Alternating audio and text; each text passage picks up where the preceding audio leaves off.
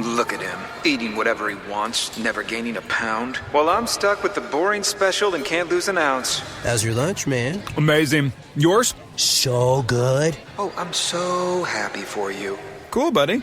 Weight loss isn't fair, but Mochi Health is. The affordable GLP-1 source that can fix your frustration with food. So, same time next week? No! Definitely. And your friends. Learn more at joinmochi.com. Mochi members have access to licensed physicians and nutritionists. Results may vary.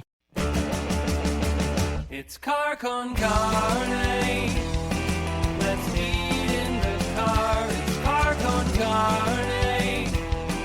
And now here's the star of our show, James Van Alstyne.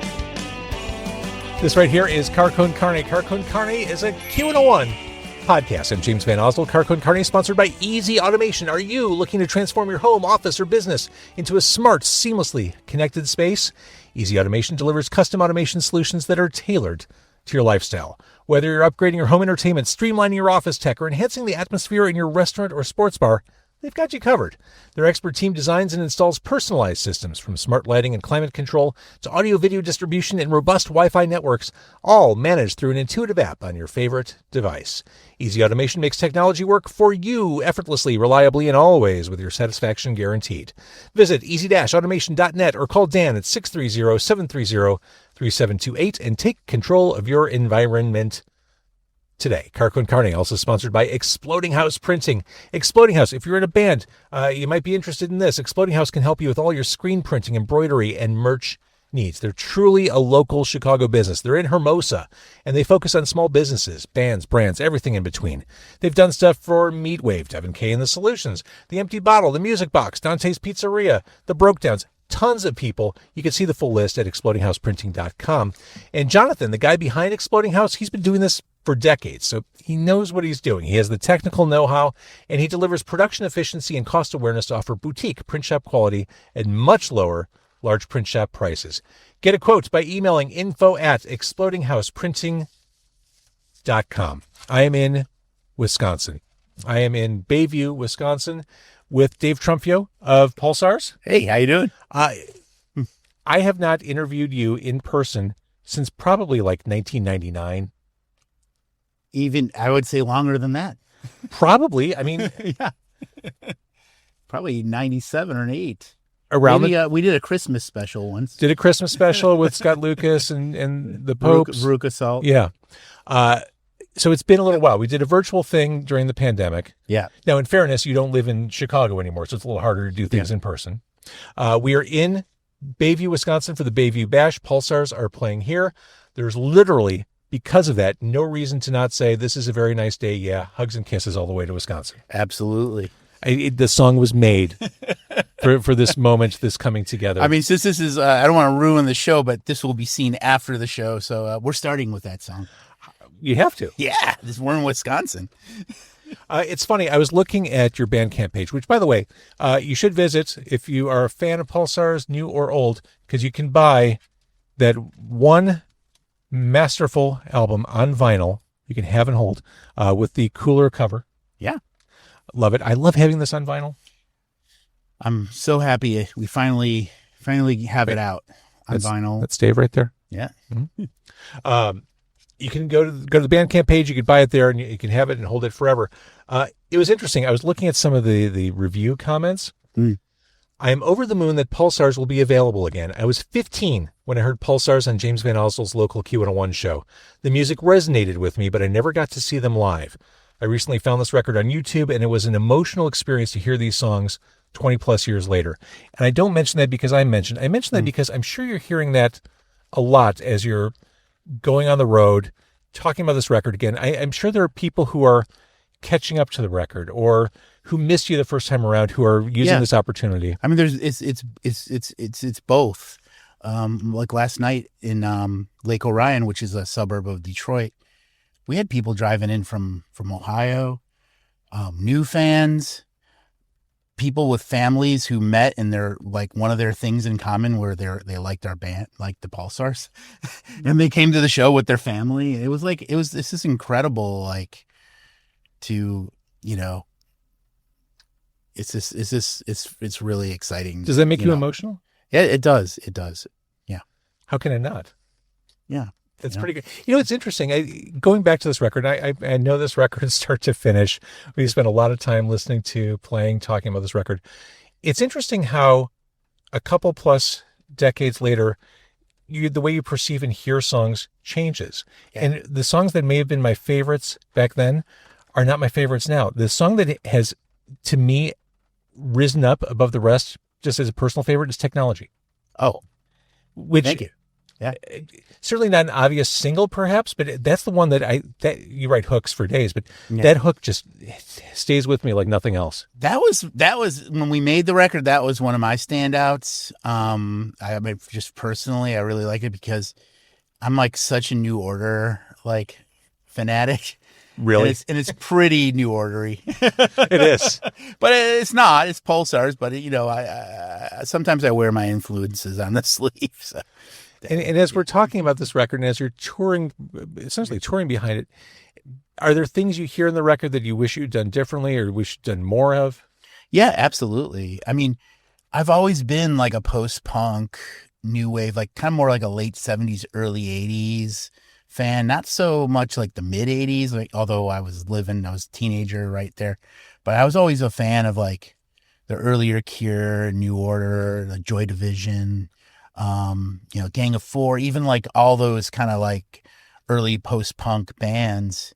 And I think in the 90s, I was kind of threaded the needle, like because 90s grunge and that whole scene was like way more machismo and stuff. And it wasn't so angular post-punk, but I was trying to kind of do that with the Pulsars and leaning on more of the power pop side of it. Where now, like doing it live, I do a lot more baritone-y kind of, and we're playing a song "Worker Robot Droid" and the song "Dear," which was the B-side for the Tunnel song. It was kind of a throwaway, but it's one of my favorite songs that I've ever done, and it's very like Wire influenced, meets like, I don't know, it's threading the needle with that influence. But like I like the new show, I'm definitely kind of leaning more on the magnetic fields meets like Wire and like post-punk kind of side of what we did. And that's what I was going to ask, because I saw you play Empty Bottle very early this year. You did an opening slot, and that to me was just kind of like a victory lap set. I mean, it was all the anniversary, stuff. Yeah, it was all the stuff we expected. But from what you just said, you're stretching out the set list a little bit. Yeah, we're definitely for these shows we're playing over an hour. I mean, for Bayview we're going to do 45-minute sets, or we're going to cut some stuff down. But got to have a new booking agent, and like some of the offers are like they want at least 60 minutes. So we're having to, we only had a couple EPs, a 7-inch and an album. So, like we're digging deep to get like a full set, so, but we're doing, it's really fun, and we're doing Worker Robot Droid and Deer and Chicago Swingers, Cast Iron Dog, which was a really early song. Chicago Swingers, God, that's awesome. Yeah, now I'm listening, I'm like, oh God, I was a huge Smiths fan when I was in high school, and that is so Smiths, that song. It is. It is. Well, without being like a copy, but yeah. So Pulsars are one of those great one album wonders. So they say. But I mean, back in the day, you had a second album ready to go. You had it in the chute. Was it basically done? Yeah. So the second record, I wrote like so many songs for that record. Like, I swear they wanted me to write a song a week and turn it into the label for a year. So I wrote a lot of songs, and yeah, so we ended up getting close to finishing it. Like we had a wave of mixes, a wave of mastering, a kind of a mocked up sequence. And then, we were like ready to kind of like go to like do the final touches. And, Herb called me and was like, hey, this isn't the business we got into. I think we talked about this before, but like Herb Napster and, Apple like was starting to sell digital files. And they're like, this isn't the business we got into. Like, what is it? Like, we sell records, not digital files. And so they bowed out. And that's when kind of Harry decided to go back and finish his degree. And we're like, Harry Trumfio, my brother, the drummer, original drummer. And, so we were like, yeah, we'll circle back, like, in a couple years, 25 years later, So So what happens to those mixes? Is that just... So I was telling some fans last night, we have it. I finished the record and I have it ready. I have it in the can, and I think we're going to release it. We're going to release it soon. We have a bunch of records. CDRs actually. of that have found their way around the local music community. There has. And like the funny thing is people think they know what it is, but it's close, but it isn't. Well, that's exciting. Okay, so that's stuff that you recorded a long time ago. Yes. Are you writing a song a week now, or what do you... So pretty much I've decided, like Harry basically was like, come on, let's like put the stuff out. Let's just like, get out, figure out what's going on with the back catalog, start putting stuff out. So that we did Lost Transmissions. Yep. Then we did, reissuing the first record. So we have a covers record, which is insane. Think AM Gold done in our style. Beautiful. And we have the second record. We have a third record that we started in 2009. So yeah, we're going to start putting that out. So we have a lot of stuff already in the can. That's exciting. Yeah. This is like the best possible news you could be getting. Yeah. Right now. So, but I'm also like really re-engaging my artist side of the thing. I've been producing other people's records for years. And like, I'm like, you know what? I mean, I've been playing bass in the Mekons for 10 years. And which, oh my God. Yeah. Bless your post-punk heart. That's talk about post-punk. Uh-huh. I kind of, we just finished 2 months this year, playing with the Mekons. And so, I'm getting out there playing, I'm getting on stage. It's kind of reigniting what I got into all this stuff for, So, I've been writing. I'm actually writing like, my first solo record, which is it won't be a Pulsars record. No. So obviously it won't be synthy. It won't be. It's kind of synthy. It's a little more singer-songwriter. Okay. It's a little more indie pop. It's called Nervous Boy. Okay. And it's going to be like my new solo project, but I'm going to be doing it tandemly with Pulsars. Hey, I feel like John Langford rubbed off on you. The Million Bands. Uh-huh. But like seriously, one of the most prolific songwriters I've ever encountered. Yeah. He's a machine. I mean, he plays probably 300 gigs a year. Yeah. Yeah. The beloved. I mean, John he's my big brother. I'm the oldest of three boys, and like, I don't have a big brother. John Langford is my big brother. I mean, if you're looking for a mentor. Yeah.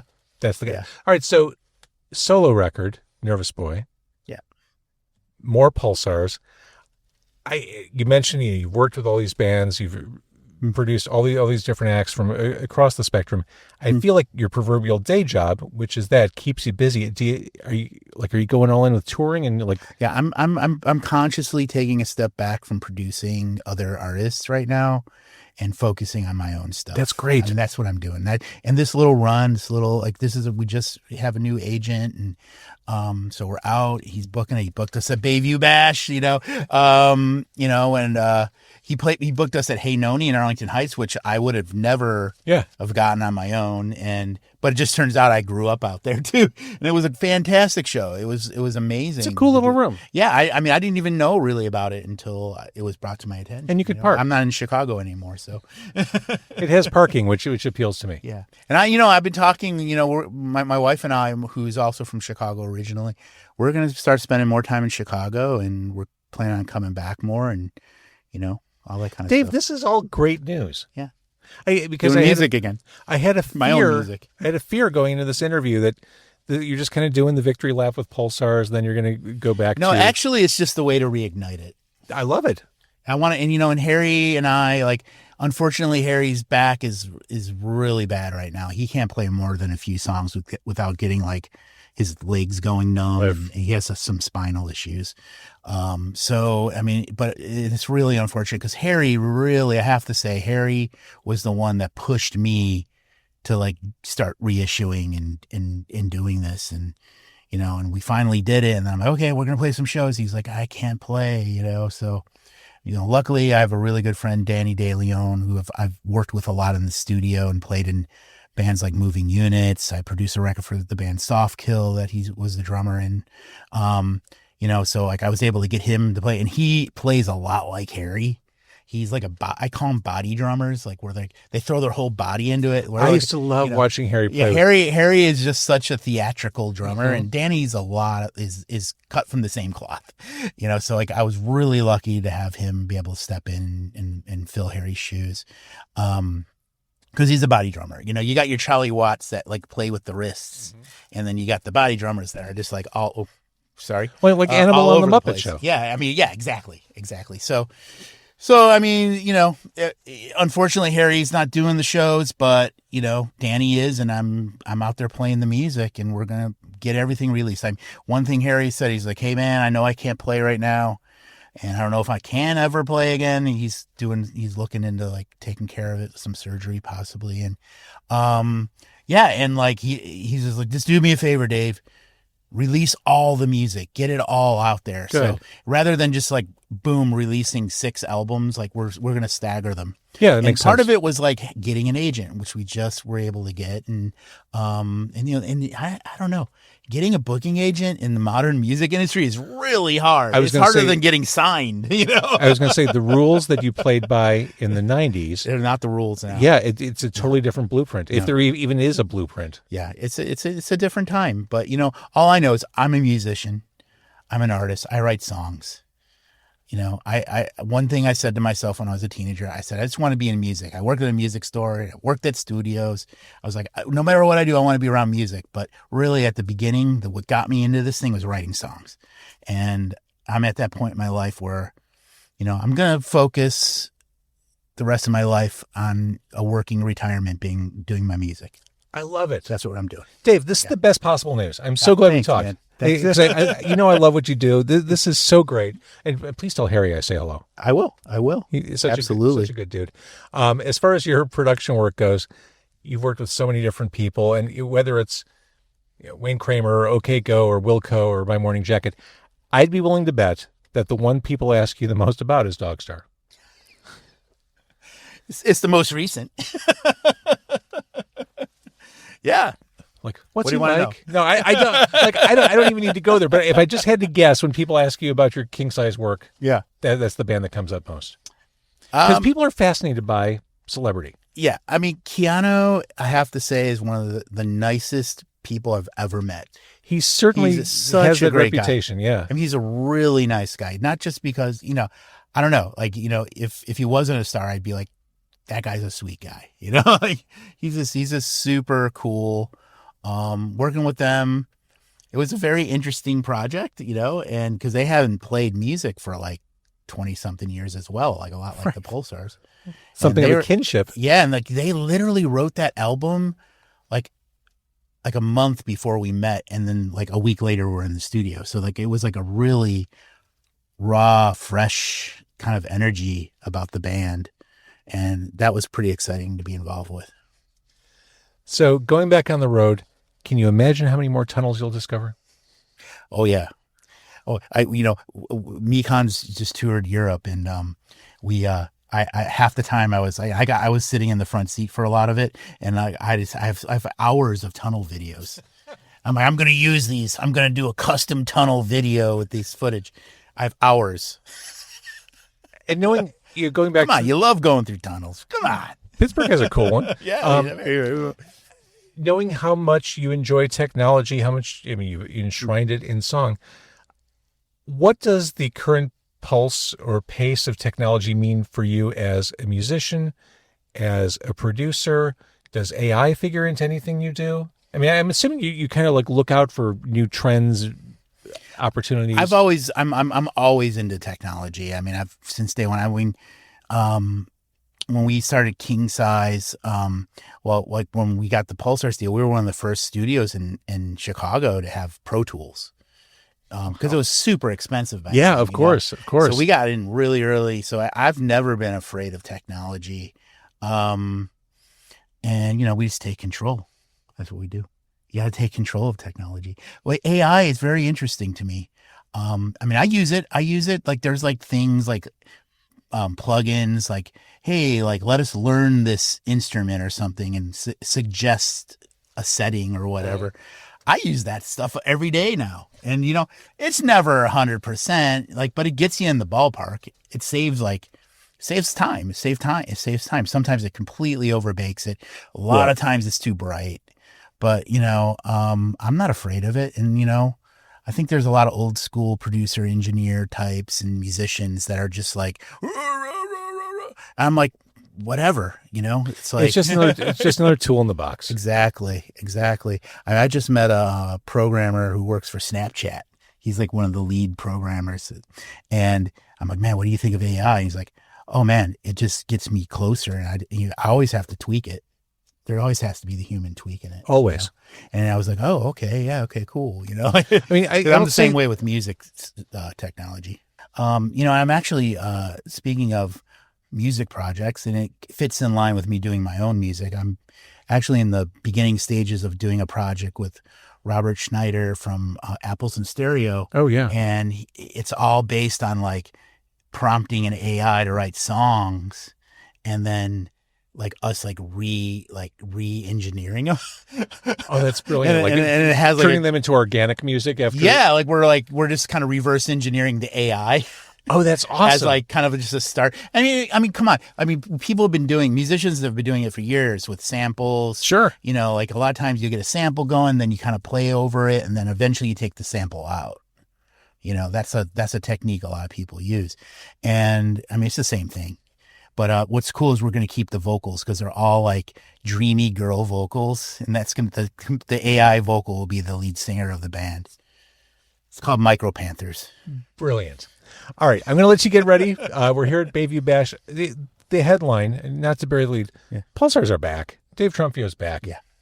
The music career has Making just music been again. adrenalized. Thanks, man. Thanks for having me. Such great news. Love this album, the self-titled one, re-released. You can have it. You can hold it.